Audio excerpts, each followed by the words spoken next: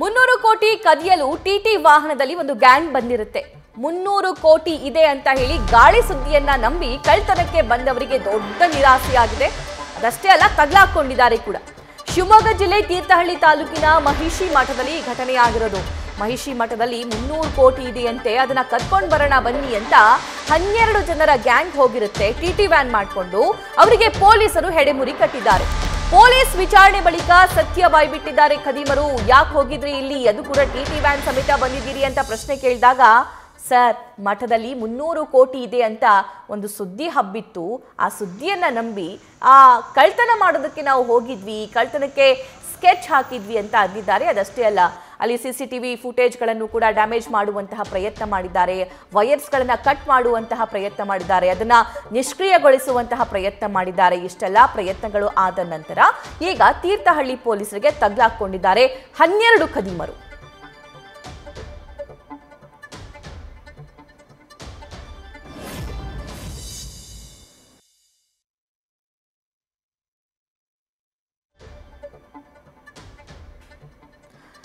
ಎರಡೂ ದೃಶ್ಯವನ್ನ ಗಮನಿಸ್ತಾ ಇದ್ದೀರಿ.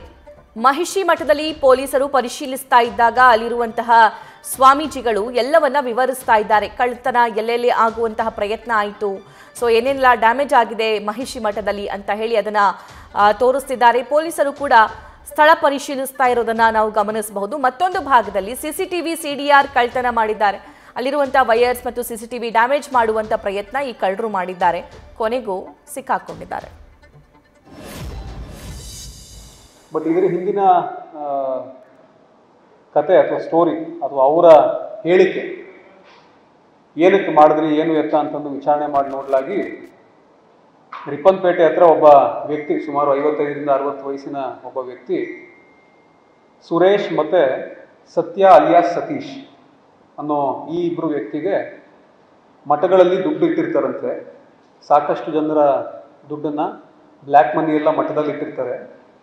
ಸೊ ನಮ್ಮಲ್ಲೇ ಇರ್ತಕ್ಕಂಥ ಮಹಿಷಿ ಮಠದಲ್ಲೂ ಕೂಡ 300 ಕೋಟಿ ಹಣ ಇಟ್ಟಿರ್ತಾರೆ ಅಂತಂದು ಒಂದು ಸುದ್ದಿನ ಹಬ್ಬಿಸ್ತಾರೆ. ಸುಮಾರು 1 ತಿಂಗಳ ಕೆಳಗಡೆ ಇದು ಹಬ್ಬಿಸಿದ ತಕ್ಷಣವೇ ಇವರಿಬ್ಬರು ಯಾರಿರ್ತಾರೆ, ರಿಪ್ಪನ್ಪೇಟೆದವರು, ಸತ್ಯ ಅಲಿಯಾಸ್ ಸತೀಶ್ ಆ್ಯಂಡ್ ಸುರೇಶ್, ಇವರಿಬ್ಬರು ಆನಂದಪುರದಲ್ಲಿರ್ತಕ್ಕಂಥ ಪೃಥ್ವಿರಾಜ್ ಅನ್ನೋ ಒಬ್ಬ ವ್ಯಕ್ತಿ, ಅವನಿಗೂ ಸುಮಾರು 30 ವಯಸ್ಸು, ಆತನ ಕಾಂಟ್ಯಾಕ್ಟ್ ಮಾಡ್ತಾರೆ. ಆತನ ಕಾಂಟ್ಯಾಕ್ಟ್ ಮಾಡಿ ಪೃಥ್ವಿರಾಜ್ ಮತ್ತು ಶ್ರೀನಾಥ್ ಅಂತ ಇನ್ನೊಬ್ಬ ಅವನ ಸ್ನೇಹಿತ, ಅವನು ಈ ಮರ ಕಡಿತಕ್ಕಂಥ ಕೆಲಸನ ಮಾಡಿರ್ತಾನೆ. ಸೊ ಇವನ ಯಾರು ಸುರೇಶು ಮತ್ತು ಸತ್ಯ ಯಾರಿದ್ದಾರೆ ಅವರ ಜಮೀನಿಗೆ ಬಂದು ಕೆಲವು ಮರಗಳನ್ನ ಕಡ್ಕೊಂಡು ಹೋಗಿರುವಾಗ ಅವ್ರ ಪರಿಚಯ ಆಗಿರ್ತೀವಿ. 1 ವರ್ಷ 2 ವರ್ಷದಿಂದ ಪರಿಚಯ ಇರುತ್ತೆ. ಸೊ ಈ ಪೃಥ್ವಿರಾಜನ್ನವನು ಮತ್ತೆ ಅವ್ರ ಹತ್ರ ಮಾತಾಡ್ಕೊಂಡಾಗ, ಇಲ್ಲ ಈ ರೀತಿ 300 ಕೋಟಿ ಇದೆಯಂತೆ, ನಾವು ಒಂದೇ ಸಲ ಸೆಟ್ಲ್ ಆಗ್ಬಿಡ್ಬೋದು, ಇದನ್ನ ಯಾವ್ದಾದ್ರು ರೀತಿ ಮಾಡಿ ದರೋಡೆ ಮಾಡ್ತು ಅಂತಂದರೆ ಸೊ ಸ್ವಲ್ಪ ಜನನ ನೀವು ಹೊಂದಿಸ್ಬೇಕು ಅಂತಂದು ಡಿಸ್ಕಷನ್ ಮಾಡ್ಕೋತಾರೆ. ಸೊ ಪೃಥ್ವಿರಾಜ್ನ ಸ್ನೇಹಿತ ಒಬ್ಬ ಶಿಕಾರಿಪುರ ಟೌನ್ನ ನಿವಾಸಿ ಶ್ರೀನಿವಾಸ್ ಅಂತ ಒಬ್ಬ ಇರ್ತಾನೆ. ಆ ಶ್ರೀನಿವಾಸಿಗೆ ಪೃಥ್ವಿರಾಜ್ ಕಾಂಟ್ಯಾಕ್ಟ್ ಮಾಡಿಕೊಂಡು, ಮತ್ತು ಶ್ರೀನಿವಾಸನ ಸ್ನೇಹಿತರು ಕೆಲವಷ್ಟು ಜನ ಇದ್ದಾರೆ, ನಾನು ನಿಮ್ಗೆ ಅದು ಹೆಸರು ಕೂಡ ಹಾಕಿದ್ದೀನಿ. ಅಭಿ ಅಂತಂದು ಇನ್ನೊಬ್ಬ ಮುಖ್ಯ ಆರೋಪಿ, ಶ್ರೀನಿವಾಸು ಅಭಿ ಇವರೆಲ್ಲ ಸೇರಿಕೊಂಡು 3-4 ಬಾರಿ ರಿಪ್ಪನ್ಪೇಟೆನಲ್ಲಿ ಕಾನ್ಸ್ಪಿರಸಿ ಮಾಡ್ತಾರೆ. ಅಂದರೆ ಅಲ್ಲಿ ಹೋಗ್ತಾರೆ, ಯಾವ ರೀತಿ ಮಾಡಬಹುದು, ಎಲ್ಲಿದೆ ಇದು ಮಠ, ಏನು ಎತ್ತ ಅಂತ ಅಂದ್ಕೊಂಡು 3-4 ವೆಹಿಕಲ್ಗಳನ್ನ ತಗೊಂಡು ಬೇರೆ ಬೇರೆ ದಿನಗಳಲ್ಲಿ ಅಲ್ಲಿ ಹೋಗಿ ಬರ್ತಾರೆ.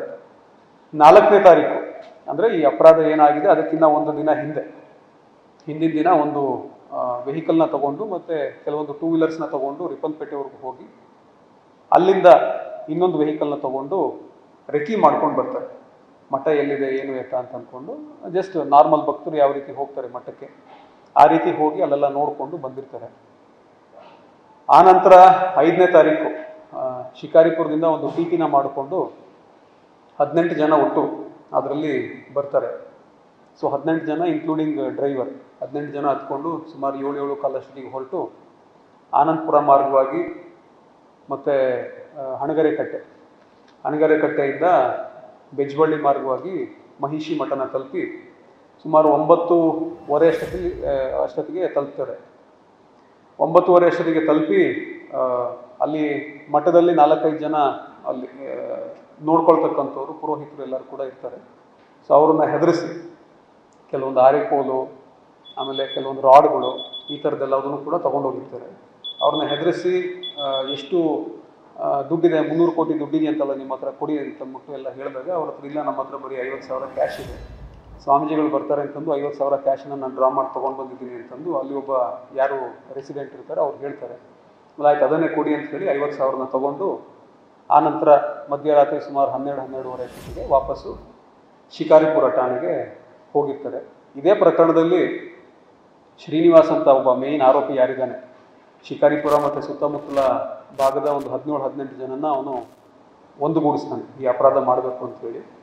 ಅವನನ್ನು ನಿನ್ನೆ ಅರೆಸ್ಟ್ ಮಾಡಬೇಕು ಅಂತ ಹೋದಾಗ ಶಿಕಾರಿಪುರ ಟೌನ್ ಲಿಮಿಟ್ಸ್ನಲ್ಲಿ ನಮ್ಮ ಮಾಳೂರು PSI ಕುಮಾರ್ ಅವರು ಹೋಗಿರ್ತಾರೆ. ಅವಾಗ ಸಿಬ್ಬಂದಿ ಮೇಲೆ ಅಟ್ಯಾಕ್ ಮಾಡಲಿಕ್ಕೆ ನೋಡ್ತಾನೆ. ಅವನು ಚಾಕುನ ಇಟ್ಕೊಂಡು ಅಟ್ಯಾಕ್ ಮಾಡಲಿಕ್ಕೆ ನೋಡಿ ಎಷ್ಟು ವಾರ್ನ್ ಮಾಡಿದ್ರು ಕೂಡ ಕೇಳಲ್ಲ. ಸರೆಂಡರ್ ಆಗು, ನೀನು ಆರೋಪಿತ ಇದೆಯಾ ಅಂತ ಹೇಳಿದ್ರು ಕೂಡ ಅವರು ಆತ ಕೇಳೋದಿಲ್ಲ. ಮತ್ತು in spite of repeated warnings attack ಮಾಡಲಿಕ್ಕೆ ಬರ್ತಾನೆ. ಒಂದು ಸುತ್ತು ಗಾಳಿಲಿ ಫೈರ್ ಮಾಡಿದ್ರು ಕೂಡ ಮತ್ತು ಯಾವಾಗ ಅಟ್ಯಾಕ್ ಮಾಡಲಿಕ್ಕೆ ಬರ್ತಾನೆ. ಅನಿವಾರ್ಯವಾಗಿ ಅವನನ್ನು ಸೆಕ್ಯೂರ್ ಮಾಡಬೇಕು ಅಂತ ಹೇಳಿ ಮತ್ತು ನಮ್ಮ ಸಿಬ್ಬಂದಿಯ ಪ್ರಾಣ ರಕ್ಷಣೆ ಮಾಡಬೇಕು ಅಂತ ಹೇಳಿ ನಮ್ಮ PSI ಕುಮಾರ್ ಅವರು ಒಂದು ಸುತ್ತು ಕಾಲಿಗೆ ಗುಂಡು ಹಾರಿಸಿ ಅವನನ್ನು ಅರೆಸ್ಟ್ ಕೂಡ ಮಾಡಿದ್ದಾರೆ. ನ್ಯೂಸ್ ಫಸ್ಟ್ ನಿರ್ಭೀತಿಯಿಂದ ನಿಮ್ಮ ಪರವಾಗಿ.